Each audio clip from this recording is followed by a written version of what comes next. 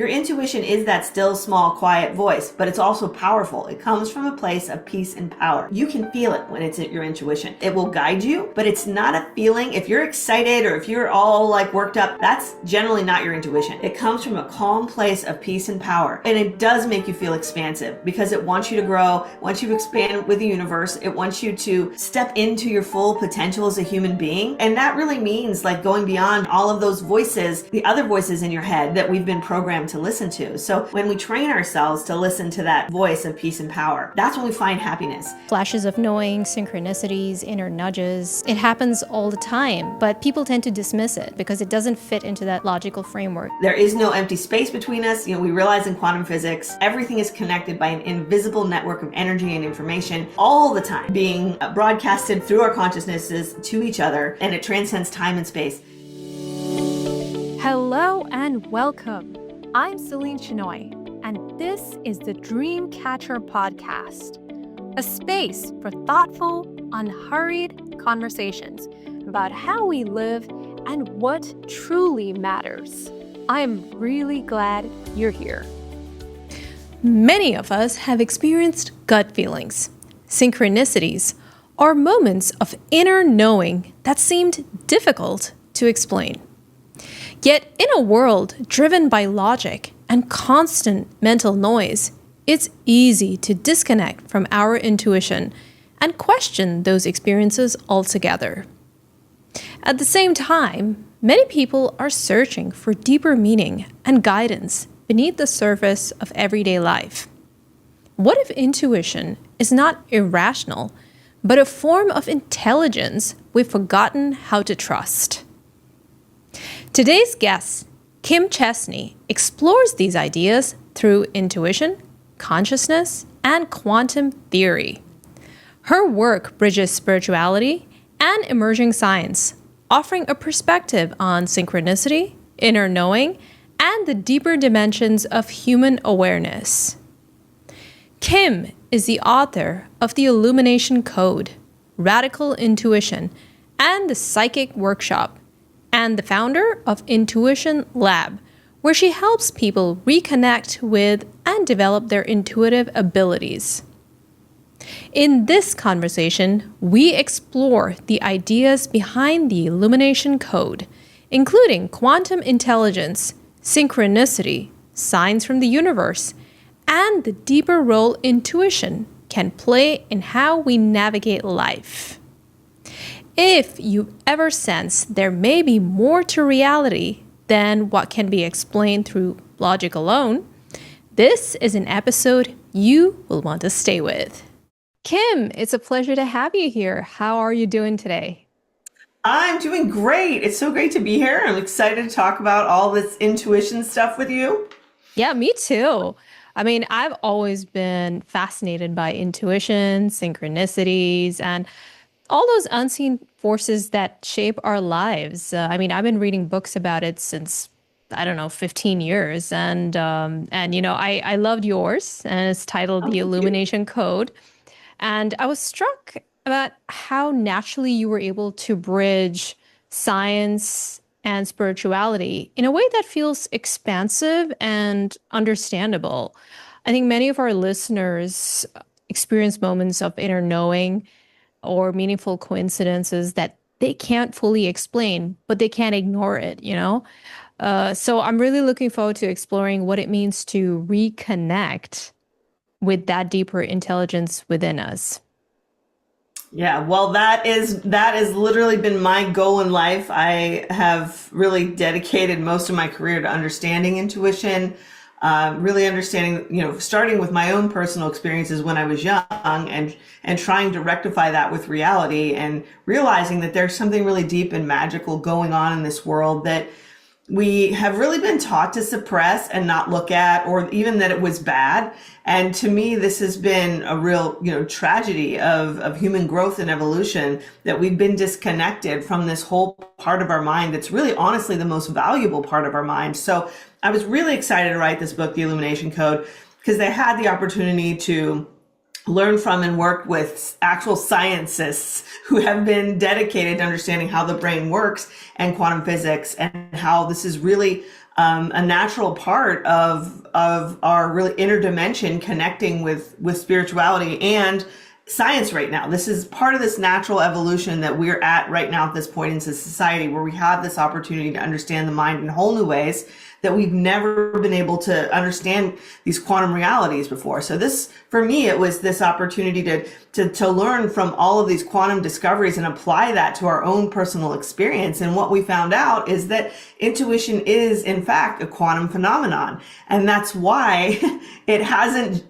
connected with Newtonian physics. And it's impossible that you should be able to know that someone's thinking about you and they're on the other side of the planet. Well, actually, now that we know there's a quantum field, it's probable that we can do these things. So it's really exciting. Yeah, it is exciting. And I agree. We need teachers like you to remind us about this plane of existence, because now we're being flooded with AI and all kinds of new technologies that are so logic driven. We need to be reminded of that deeper intelligence within us, and then it's always available to us.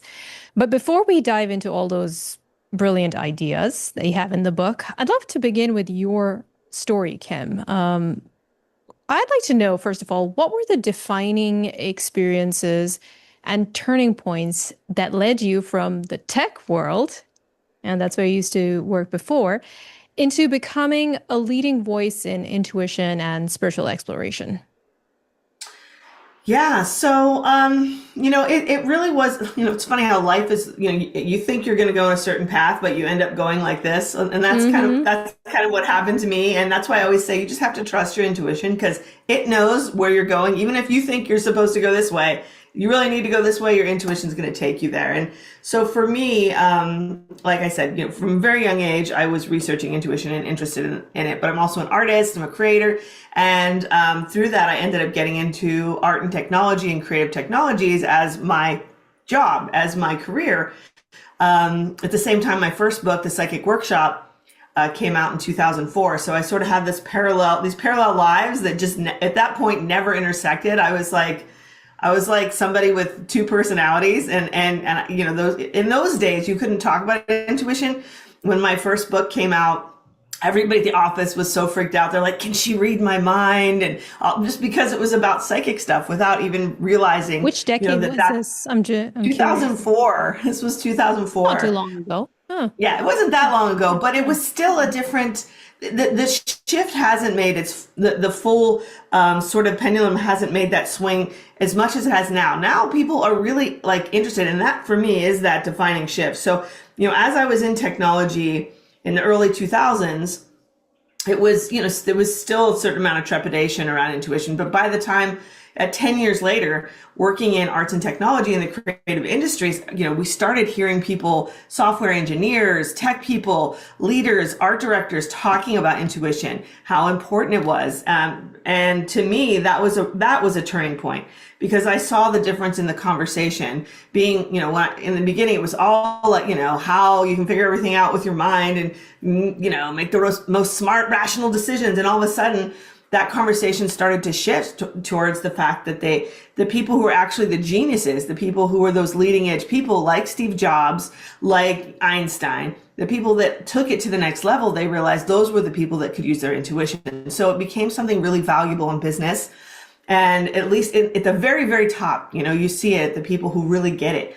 So, so that kind of, really became a turning point for me, and was sort of the impetus of me doing this full time and taking this out and spreading the word, which is what I do. I just shout it from the rooftops, as many people as will listen, as to how important it is for everything in our life, right? And that was the shift, because originally it was something spiritual or something, psychic ability was, unlocking your hidden potential and stuff, but people didn't realize that it applied to your job and to your relationships and to creativity as well, I would imagine. Right? Yeah. Of course, right? That's the one place it still has had a role in. We still have art school and things like that. And in when we're growing up and going to school, it was the one place we still had a little foothold was creativity. But now they're saying it applies to coding, it applies to marketing, it applies to mathematics, right? You see scientists employing this. So it really is the the complementary part of our brain to our intellect. So it's not something that is just gets pigeonholed into one category. It's there for our everything we do in life. Yeah, absolutely. And I mean, those eureka moments, as they call them, those are precisely when your intuition is really trying to reach out to you. And I've read stories of so many luminaries who are creatively driven, like Da Vinci and Mozart, and all of them credit, that deeper sense of knowing for their genius. So Absolutely. well, thank you for sharing that. And Yeah. do you consider yourself a highly intuitive person or even a psychic? You know, I think my answer to that is ultimately that everyone I think is intuitive and everyone is psychic. Oh, but some I like more than others, just a little bit. well, yeah, They're right. more And I attuned. do. Let's put it that way. They're more attuned. Well, it's like, it's like when you're born with a talent. Some people Sure. can play the piano really easily because they have a natural talent. Other people have to struggle to learn a little bit more. And I think it's the same, with intuition or like math, like math. Some people might not be great at math, but you can still do math, So some people Yeah. are just, like you said, more attuned to it, but it can be developed Yeah. and you can intentionally attune to it. So I think that, I think it really is, it's just kind of like saying, are you someone who's smart? Or, right, you know what I mean? Have you gone to school? Have you developed that kind of intellectual side of you? Or have you done your inner work and developed that intuitive side of you? Ideally, the answer is we want to develop both. Yep. I absolutely agree with you. I want to talk about an interesting story that you shared about your encounter with a fortune teller. Yeah, it's a great story. And how somehow they were able to accurately predict an event. Like, what did they say? That you'd somehow be involved with the law?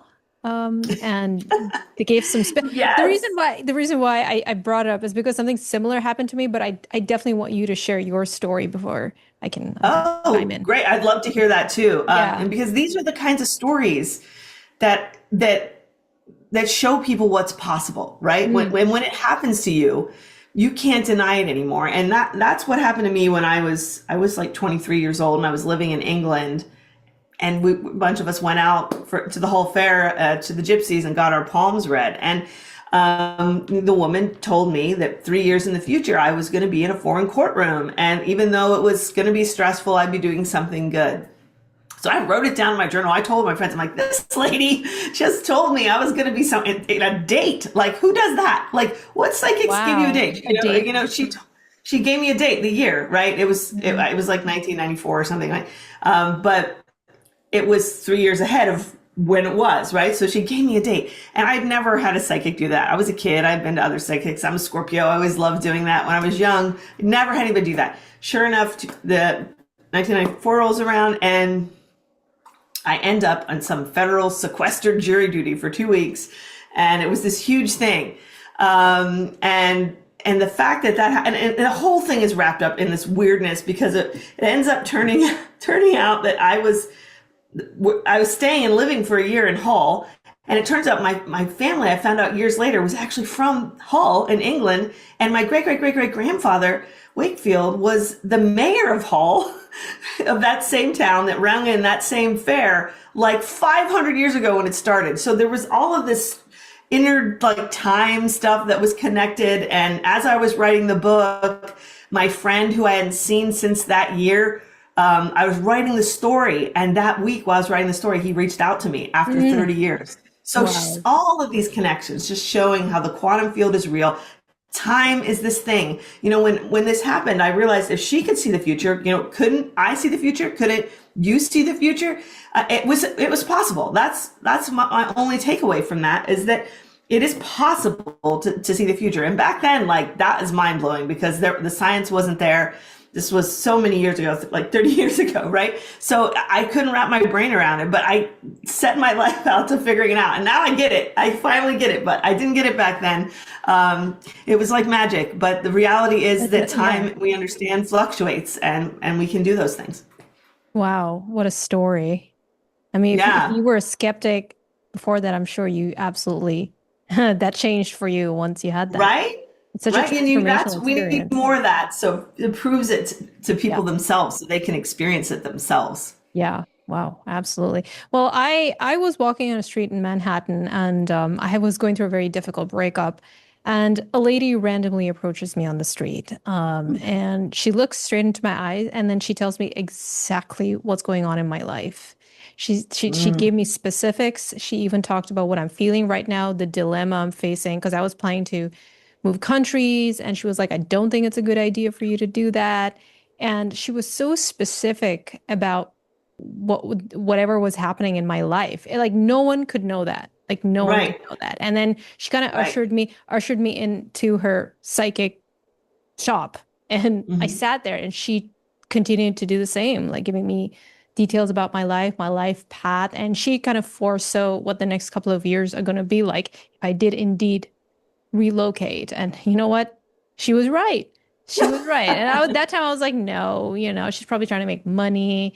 Because she was also Right. trying to be like, okay, I can like clear your energy space and remove all the negative energy, and but it'll cost you $100 more.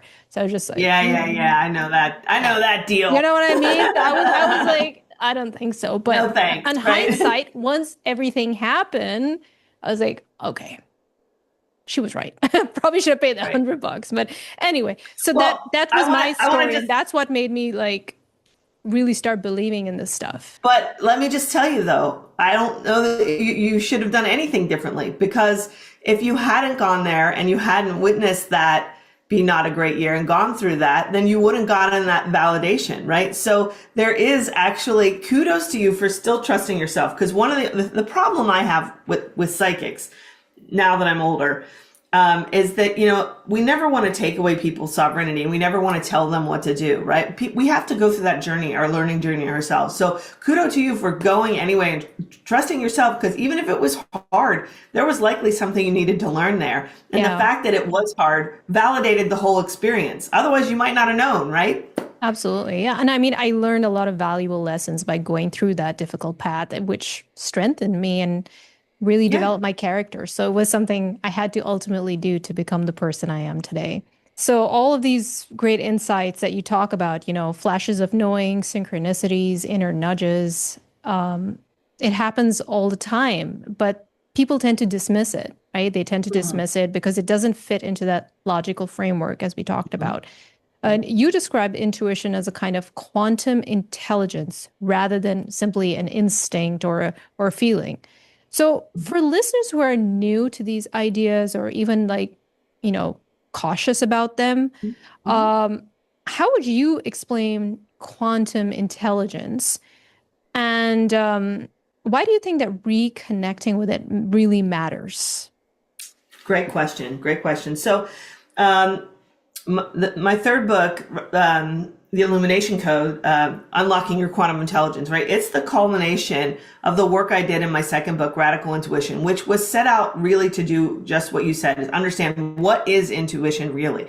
Is it an instinct? Is it something women have, right? Is it a psychic ability? Like, because you ask people, oh, what is intuition? And everybody has a different experience of it, right? So, the fact that it had so many manifestations made it difficult for people really to have a cohesive, holistic understanding of. So I wrote Radical Intuition to really bring all of that together, to understand that there's these different pathways that our intuition naturally works through, which is our body and our mind and our spirit, right? Those four pathways, and the heart, the four pathways, the Jungian pathways, right? Those are the pathways that we receive intuitive impressions, feelings, thoughts, from the inner dimension. Now, so once we realize that this works, and that book goes through all the different types of experiences that you can have and how you can attune for more of them, which is just a very natural part of how we live. But what we realized after that is all of that stuff, all of these channels, your four intuition channels, basically what they are tuned into this inner dimension. So what is the inner dimension? And so that's the answer, it's the quantum dimension. It's the microcosmic dimension within us. It's within us, it's around us, it's everywhere. And we're all participating in it, and we're all connected to it invisibly. And that's when we realized that was the real secret key to understanding intuition.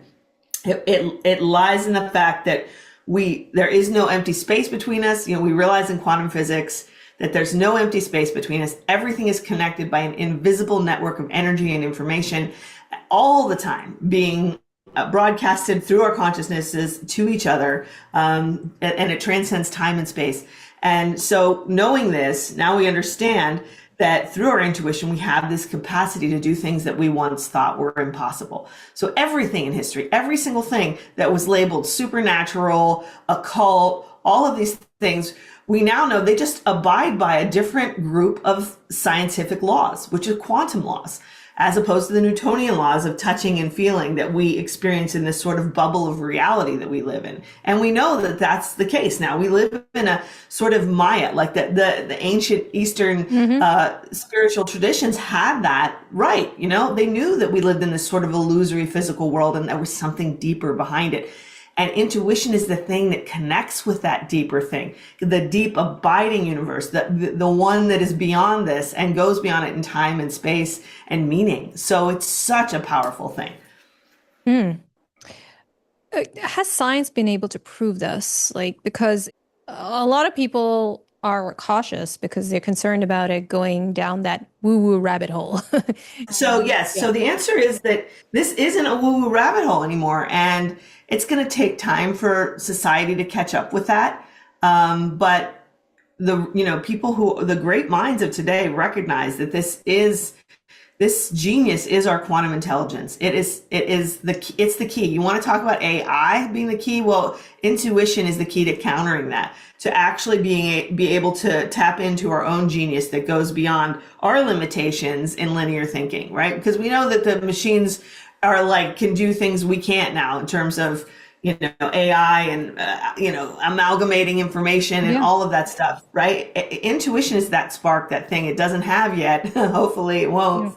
And that, that's our leading edge. And so it's very much the governments around the world have been studying this and hiding it from us for decades. They've spent millions and millions of dollars. The United States did Project Stargate, worked with the Monroe Institute, worked with Stanford Institute, studying telepathy, studying remote viewing, studying psychokinesis. All of this stuff is proven, it's had results, but it's been hidden from us. Why? Because it's power. We have power. And it's one of those things that, it's easier just to tell us that it's scary and it's woo-woo and don't do it, because then we'll just be, all right, we'll just stick with the regular old world and we won't be able to do these things that they can do. So this has been proved scientifically. There are many, many people out there, and ION Institute have been working with this for the last 4 decades or so. That's, for me, I'm just, reporting the science. I like quantum physics. I'm passionate about it. But for me, the work that I do is just about having people personally experience it. Because I think at the end of the day, that's what matters. Yeah, you can have all the science in the world, but you got to know how to experience it for yourself, because that's the only time you're going to trust it and believe it. Yeah. Yeah. And I appreciate you doing that, because now we're kind of inundated with Gen Z influencers kind of peddling all of this and using very hyperbolic language to talk about their intuition and these kind of experiences that they have, these mystical experiences. And I'm just like, that kind of strips away the sacredness. I agree. And the gravity of this knowledge that's available to us. So we definitely need people like you really talking about the science and everything. Yeah, talking about the realistic side of it, right? The grounded side of it. Right. And I am very grounded, maybe too grounded sometimes, because that woo-woo stuff, I can't, I taught a spoon bending class, and, some people ask me, why can't you just move it without your hand? I'm like, well, I can't do that. I teach what I can do, what I've experienced, right? Because if I can experience, you can experience it, right? Yeah. So, and that's what I want. My goal with all of my books have, you saw exercises, practices, so that you can do this stuff yourself and see it in action in your life, because that's where the change is going to happen. When we all start going out and recognizing these synchronicities, seeing how the universe is speaking to us every day, opening doors for us. It doesn't have to be like you sit on a mountaintop and have visions that change the world. No, it's with you every day. And they're little moments if you see them, right? It's like the Matrix, it's there. It's talking to you. You're in that supportive, guiding space of the universe all the time. And, for us, the key, I think, is really just integrating it into our life and feeding that energy to allow us to be more intuitive and more connected with each other and the world and how we create and change. Yeah, absolutely. Openness is one thing, but also being able to decode the messages we're getting from the universe, like, you know, the signs, the synchronicities, and a challenge that I used to have, and a lot of people tend to have, is that they kind of confuse that inner guidance with fear, projection, and even wishful thinking. You know, they could be, you know, kind of seeing what they want to see, right? Excitement, So how do yes. we how do we ensure that we're not doing that? Yeah. So the real key with intuition is just, I think it's like you go to school to become smart. Well, you want to practice with your intuition. You want to dedicate time to work with it. And the thing about intuition is that it's fun. It's not like, oh, I have to sit down and work with my intuition. It's fun. You can pull a card. I have cards on my website, a free online card thing. You can get a message from the moment. You can talk with your higher self. You can get advice for the day. The key is to kind of feed your intuition. And I always say, you know, start with an intuition journal so that you can record these things. So if you have an intuition about something that's going to happen and it comes through, then you write that down. You're like, okay, this happened. This was real. I can trust it when it feels this way. So the real key to all of this is building trust in your intuition. So you start to learn the difference between fears and emotions. And the core principle behind that is that your intuition is that still, small, quiet voice, but it's also powerful. It comes from a place of peace and power. And you can feel it when it's your intuition. Fear feels different. That's an emotion. Excitement feels different. That's an emotion. Intuition is emotive. It will guide you, but it's not a feeling. If you're excited or if you're all like worked up, that's generally not your intuition. It comes from a calm place of peace and power. And it does make you feel expansive because it wants you to grow, wants you to expand with the universe. It wants you to really step into your full potential as a human being. And that really means like going beyond your inner critic and all of those voices, the other voices in your head that we've been programmed to listen to. So when we train ourselves to listen to that voice of peace and power, that's when we find happiness. And when we're unhappy or we're struggling in life, it's usually because either we're not listening to our intuition, we're afraid to make a change, or something's, holding us back and we're living in that state of friction, or we've misinterpreted our intuition, that we've thought like, oh, I'm so excited about this, it must be my intuition. But that's not always the case. Sometimes it is, right? Because it is energy, but sometimes it is that personal sort of hopes and dreams. But our intuition is our best friend. There's no other thing in the world we can rely on more than it. It wants the best for us. It is our connection to everything sacred in the world. So the more we trust it and learn to understand what it is and how it works within us, the happier, more fulfilled, and more creative we're going to be in our lives. Yeah. Hello, everyone. I'm excited to announce the upcoming launch of my new book titled The Nomadic Soul, a seeker's guide to finding a sense of self and belonging in the modern world, which highlights a profound yet often unexplored part of your identity that holds the key to everything from answering your biggest questions to finding deeper meaning and joy in everyday life.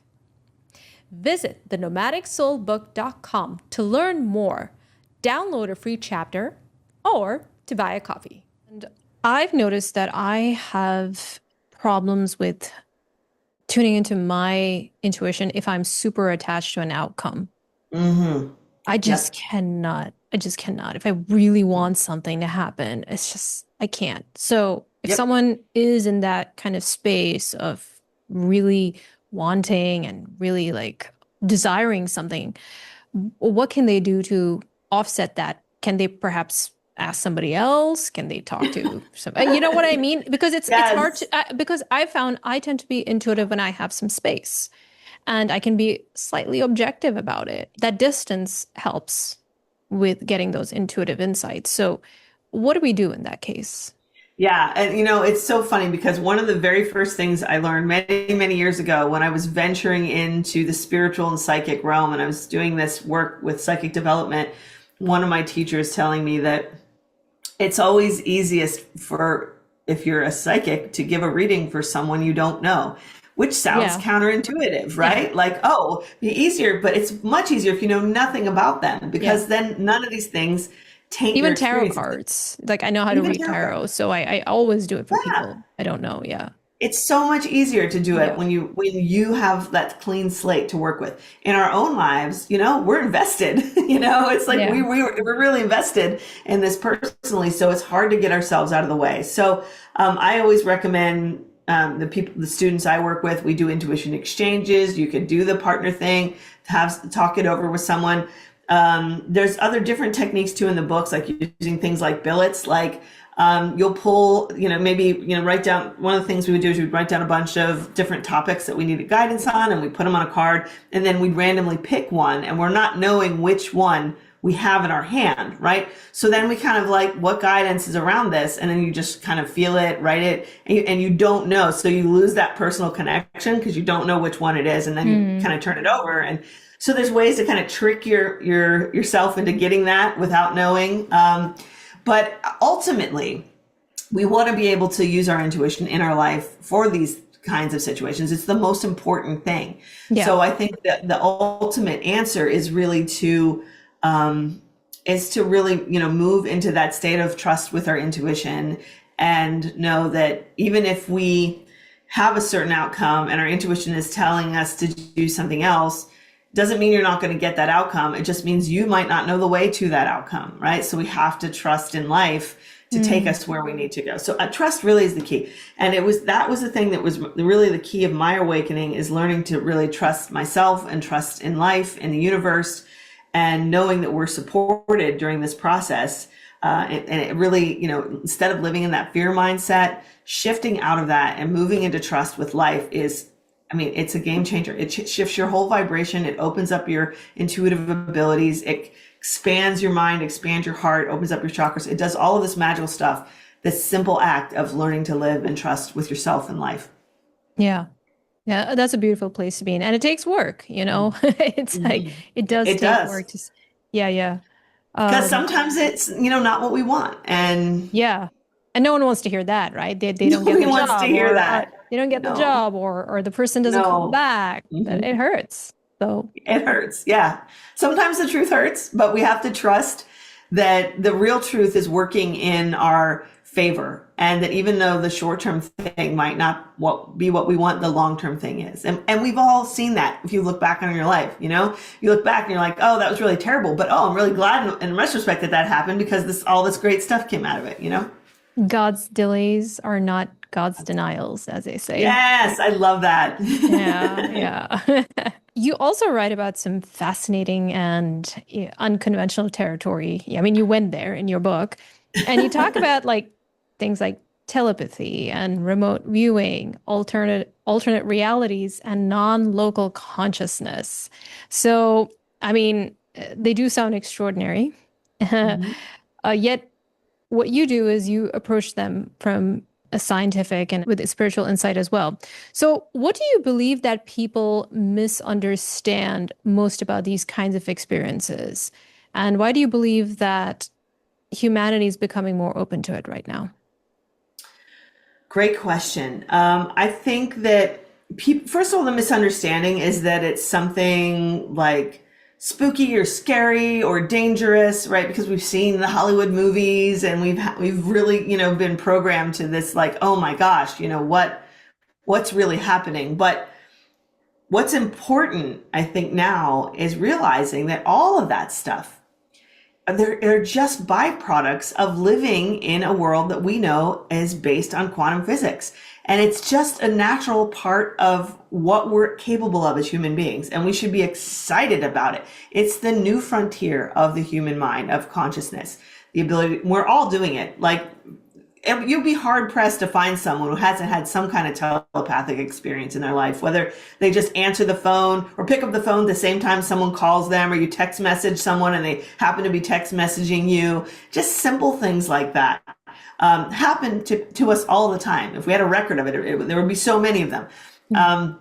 So those kinds of things, and then even going deeper into things like remote viewing and the ability to see. Remote What viewing is is one of remote the viewing? so Exactly. this is great. So tell people that like I could sit here and remote view your room or your studio there without seeing anything else there. You think that's impossible, right? How could I possibly do that? I've never been there. But the reality is, what remote viewing is sitting in a place, closing your eyes. You're not like flying in outer space, going anywhere, like astral projecting or anything. You're just getting, like, I call them drop-ins. You're just downloads of drop-ins of things that are in the space. Sometimes you'll see the layout of the space. Sometimes you can see objects in the space. Just use your intuition to pull down data from the quantum field. It's there. The quantum field is like the World Wide Web. It's like an internet that connects us all. And we tap in, each of us, we're all wired into it. We can download things. And so it turns out remote viewing is the easiest thing to do. Like, everybody can do it. It's like spoon bending, another thing that's totally easy to do. And I've done this for years and years and years with students. The government has been working with psychic spying for decades. Really? Oh yeah. Oh yeah.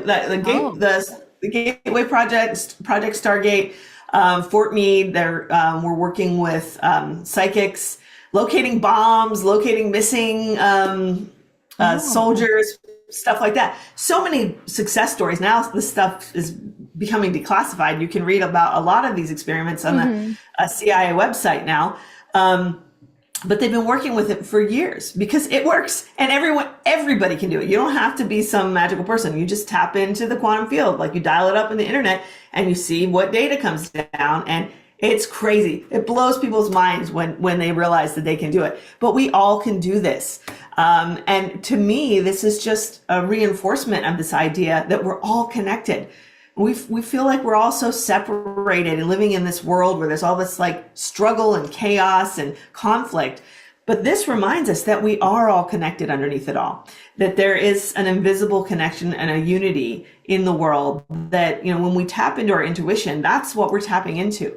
We're reconnecting. We are transcending those divisions, those perceived divisions and the divisiveness that we have as individuals. So it really is a healing process. So hopefully humanity will use this for good and allow us to expand together and reconnect in a positive way.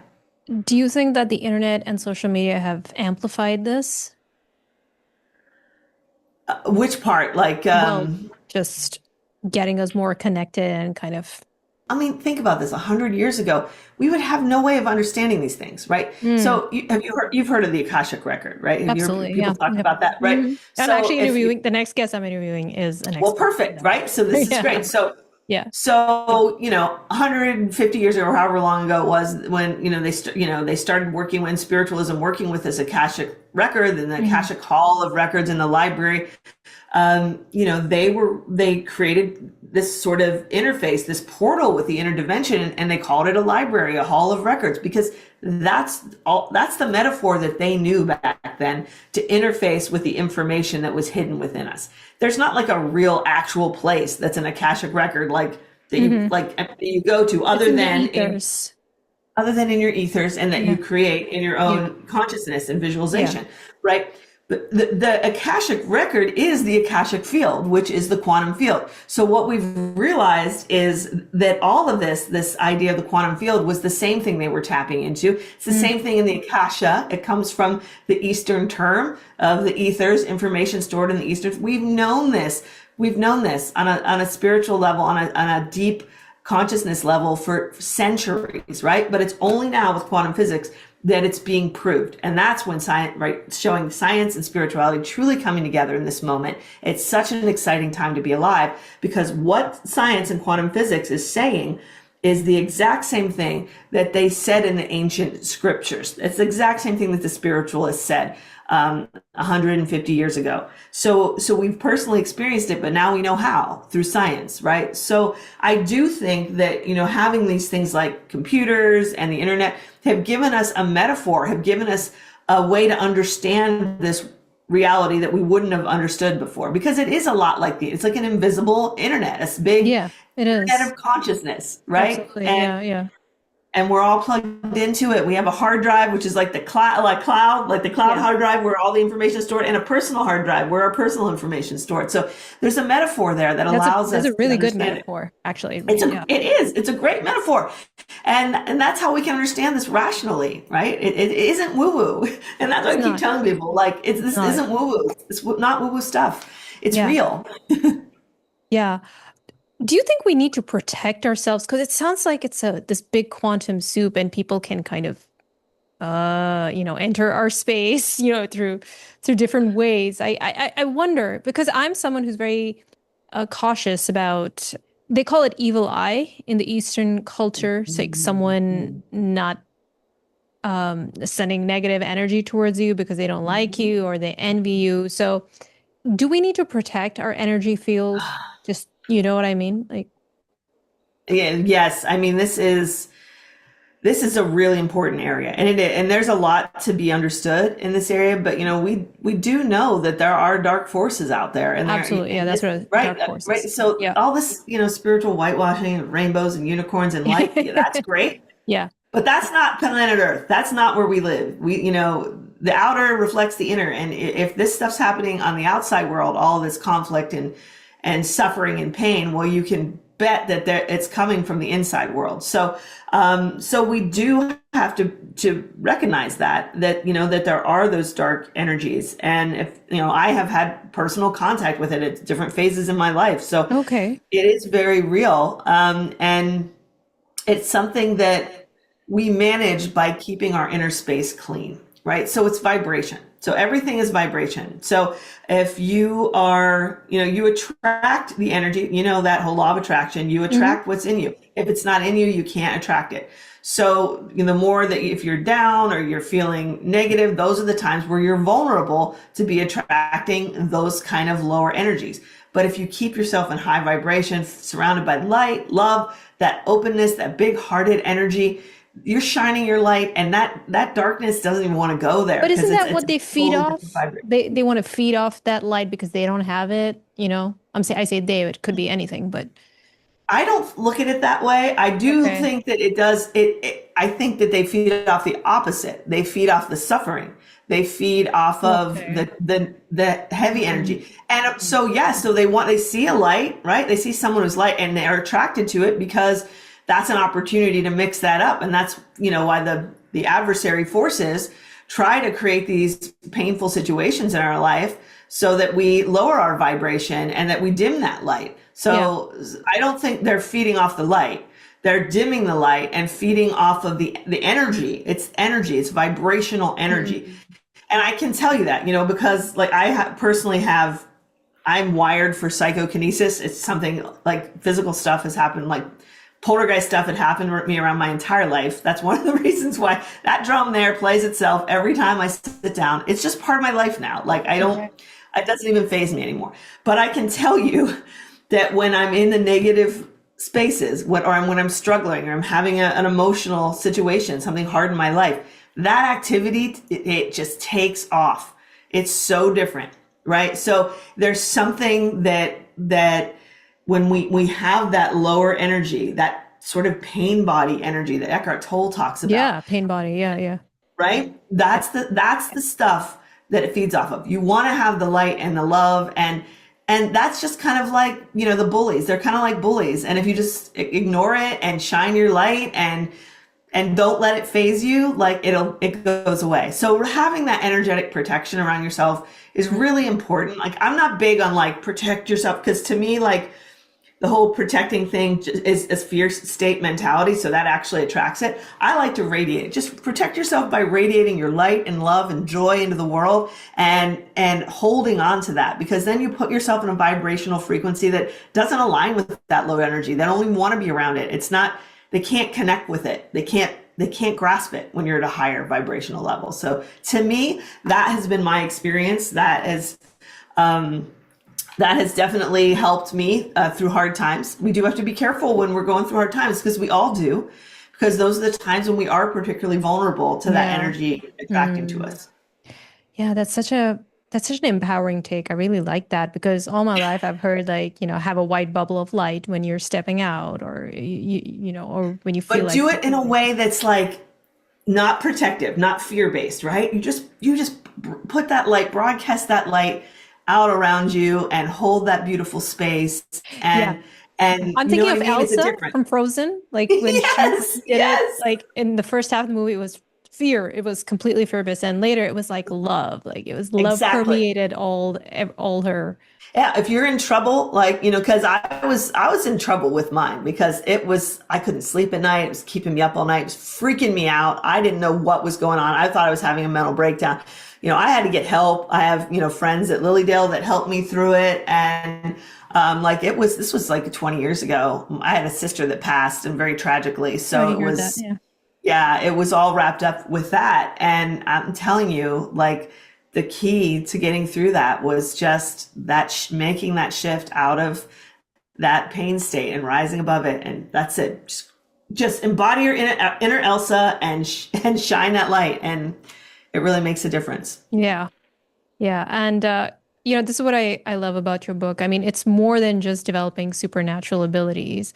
It's more about developing a deeper relationship with yourself and with life. So, Kim, I want to close with this question. If someone feels kind of disconnected from themselves and that inner knowing within them, or they feel overwhelmed by their life, the noise around them, what is one practice or shift in awareness that you believe will start opening that inner doorway for them? I always say the first step to knowing and trusting your intuition is opening space for it. So I always say, do nothing like it's your job. Mm-hmm. Carve out some space in your day to go for a walk, take a bike ride, take a hot shower or bath, whatever it is that you love to do alone. Open up that space. So what you're doing nothing like it's your job, is you're opening that space for those downloads to pop in, because we know those intuitive downloads come when they don't have a lot of emotional friction. Put your phones down. Like, that's key. Just instead of like sitting on your phones 24 hours, intuition's never coming through while you're sitting on your phone, while you're sitting at your computer, while you're watching TV. Your mind is engaged. That blocks intuition. That blocks the vibe. In order for that stuff to flow in, you have to be in a no mind state. That state of, like, Einstein described it as just being aimless, right? Just, you've been in the shower and you get this bright idea, or driving to work, listening to music, and this thing comes up, or even you remember something you need to do. That's stuff dropping in from the field. So we need to cultivate more insightfulness in our life, opening up space, letting that stuff fall into our mind. We can also do this through meditation. We can do this through working with like insight cards or a beautiful oracle card deck, opening up, letting that stuff drop in, and then listen to it when it comes. Start a diary, start a journal, start cultivating it in your life every single day, and it will open, it will expand. The more energy you give it, the more energy the universe is going to give back to you. I love that. And, if you want to know more about the exercises and the practices that she recommends, definitely check out her book. Yeah. So, Kim, thank you so much for this insightful and expansive conversation. I mean, I really, really enjoyed talking to you. This is one of my favorite topics, so I am a little biased. Yes. So, It's been a great conversation. yeah, and I appreciate the thought and the enthusiasm that you have for this topic. You're clearly passionate about it. Well, thank you. Thanks so much for having me. It's my favorite thing to talk about too. Yeah, yeah. And I just want to let our listeners know that if this conversation resonated with you and you want to learn more about Kim's book titled The Illumination Code, you can find it wherever books are sold. And if you also want to check out her work, her other books, and if you want to join her community, you can do so by checking out her website, kimchestney.com. The link will be in the description.